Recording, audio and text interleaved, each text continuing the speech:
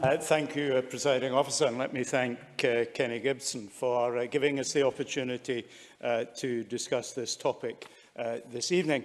I believe endometriosis is a topic heavily under-discussed, especially considering the range of people it affects. And perhaps for me as a man, particularly a man in his 70s, my generation of men were not much engaged or had discussed anything to do with female reproduction. Indeed, it was only after my mother's death that I discovered the year before I was born she had an ectopic pregnancy resulting in the loss of a fallopian tube.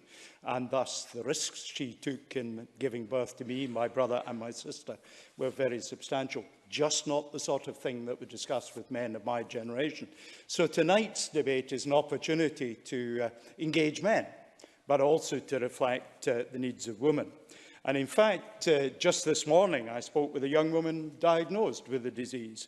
She was eager to hear tonight's discussion and grateful for Parliament's steps in raising awareness and hopefully in furthering research to find a cure. The idea that there's no cure for a disease that affects 1 in 10 women in the world is almost unbelievable in the modern age, especially when you think about the great medical advances that have been made in other areas. And yet, despite all these women living with the disease, the number of people who have even heard of the disease, including myself until the debate came up, was almost unbelievable. Endo's impact is wider and more destructive than it looks at first glance. On the one hand, the chronic pain and fatigue that comes with it, not just physical pain, but also the mental consequences that come with it. But fundamentally, I understand that the effect on each person suffering from it can be quite significantly different from someone else. Some might experience a host of symptoms, while some are almost asymptomatic.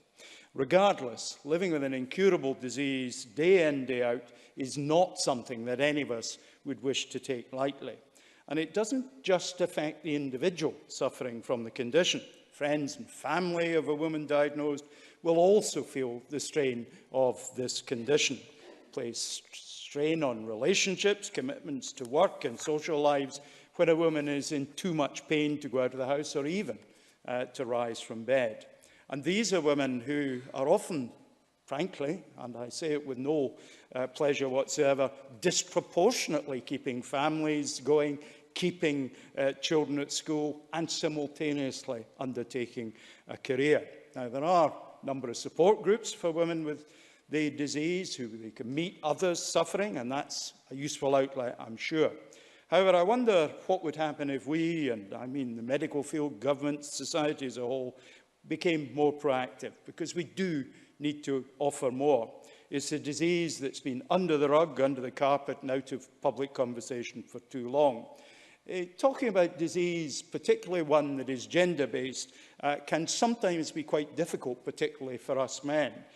So I hope that mothers, wives, daughters, sisters, friends will take some comfort from the fact that at least some of the men in the Parliament are engaged with this. And I know that women who are diagnosed with endometriosis, we are in your corner and cheering on advancements that we hope will come. But the fight for many women is, of course, a silent one. But during Endometriosis Awareness Week in March, it's for all of us to stand up and speak on the subject. We do need strong women in this, as in so many other things, to lead us, direct us, pressure for new research, create new treatment options, and ultimately find a cure. We hope that this debate will raise awareness. Let's keep talking about it. I love talking, so it's easy for me.